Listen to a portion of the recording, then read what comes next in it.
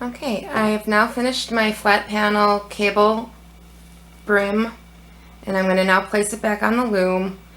For some reason, I'm looking at my instructions and it's not making sense to me, but anyways, I have written down here that you will start with the side from the tail end. You want to make sure that you're placing row 1 on, because it's a little bit of a, since we did an E-wrap at the end of this row, it's easier to place it back onto the loom than it is for the edge that we did the slip stitch. So either way, you can place it on, you want to start placing it with peg 1, either with your, if it happens to be with your cast on stitch or your cast off stitch. In my case, it ended up being my cast off stitch, and I'm going to place that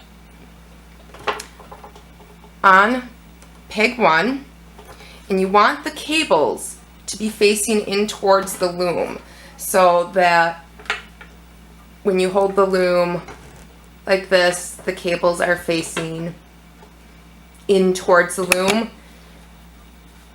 If you hold it like this, you're not going to see the cables, because we're working the hat inside out.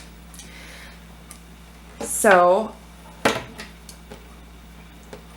from there, I have my first stitch placed on, and then you just go down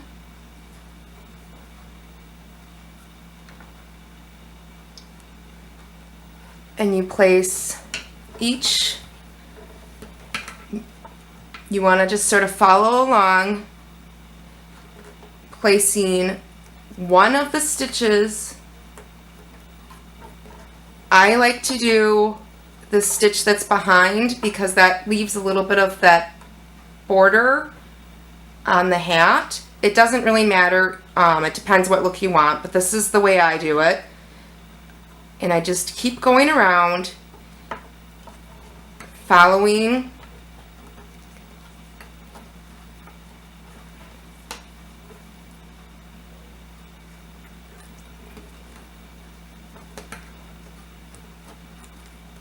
and placing each of the stitches back onto the loom that were on the side. I just use my hook to kind, and my eyes to just sort of guide me as I go along. I'm going to try to get this in focus a little bit better.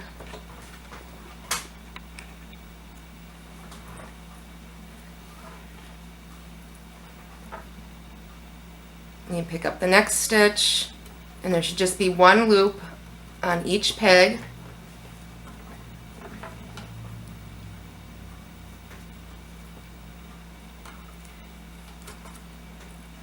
And you're just going around,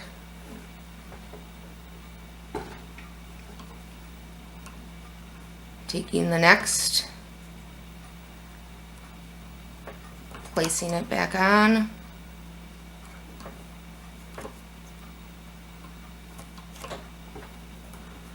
And you want to make sure that you don't skip any.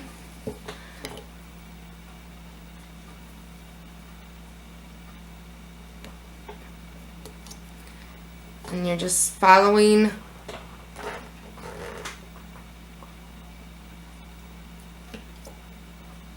and placing each stitch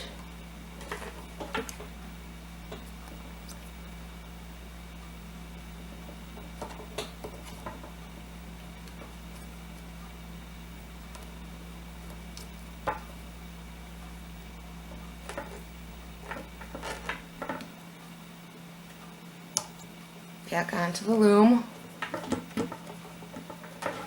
And it's starting to look like this.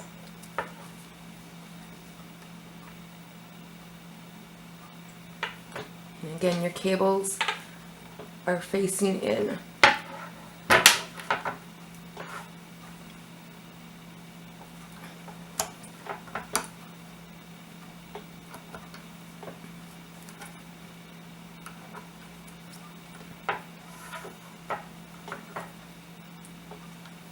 And just keep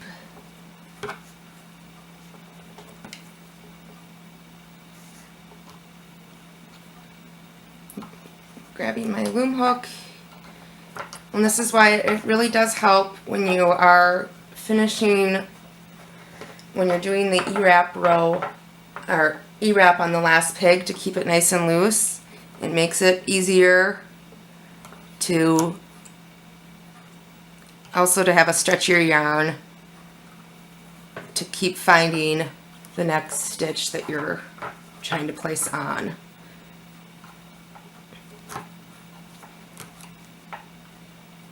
So you want to place so that it's on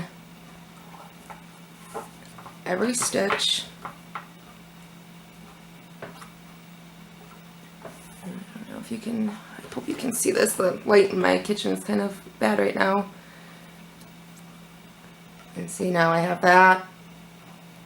I'm picking up the stitch right here and placing it on the next pig.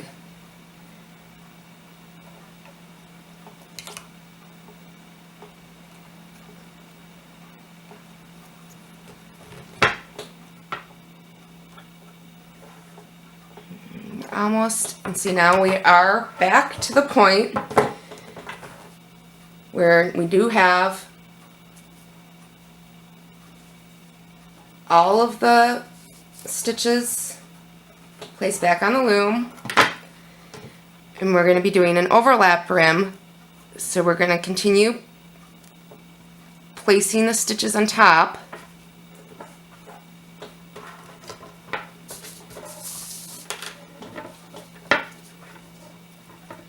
And now I have 2 stitches on pegs 1, 2. I have another one on peg 3 and one on peg 4.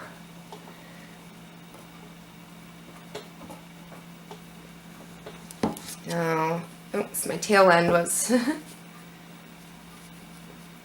so if you're looking down at your loom upside down like this, you're not going to see the cables. When you're looking up,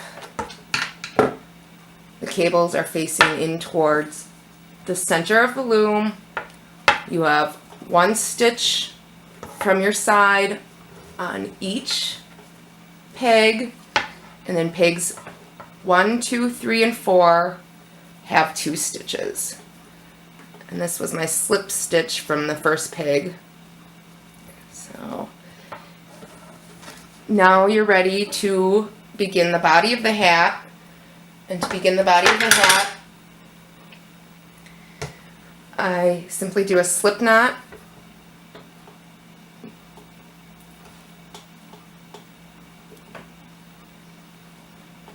That's how I do my slip knots. There's videos that can help you with that. I place my slip knot right on peg 1 and tighten it. And then I'm going to cast on using E-wrap cast on, and I'm keeping my E-wrap stitches for this hat very, very loose so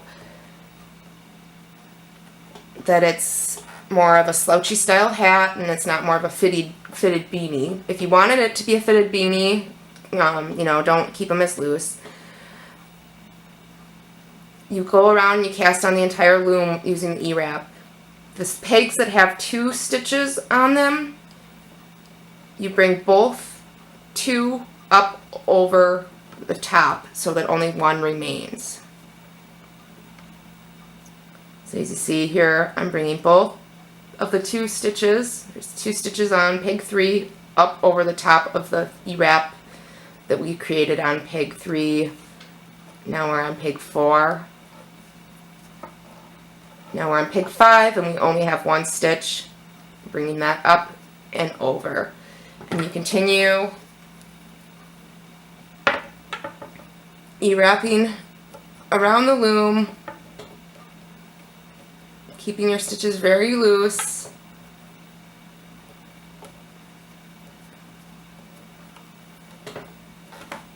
Bringing the bottom,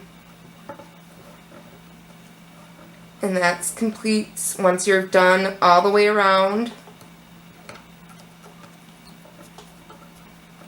That completes your row 1 where you cast on using your E-wrap, and then you keep going around and doing rows of E-wrap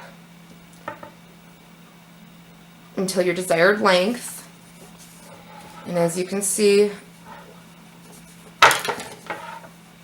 we have this flap right here, which when we're done with the hat and we have it removed from the brim, we're going to be using our tail end yarn.